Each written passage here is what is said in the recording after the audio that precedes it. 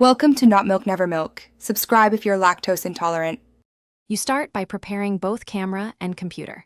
Connect the Sony to your computer with a known good USB cable and set the camera to PC remote or USB tether mode so Lightroom can see it. This is crucial.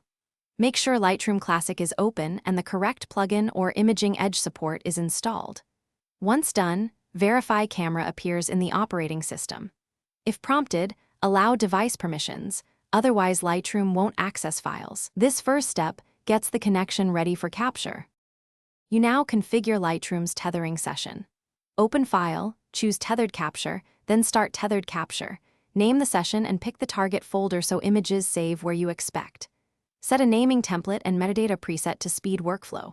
Select your Sony from the device list inside Lightroom and confirm capture settings like ISO, aperture, and shutter on the camera because Lightroom often only imports. The camera controls exposure.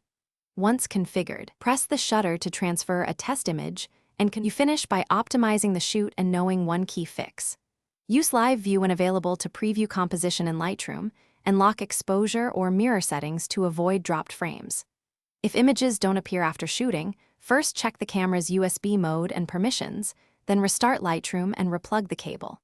If problems persist, update camera firmware and computer drivers, try a different USB port or a powered hub, and test with another cable. This usually resolves the common tethering failures.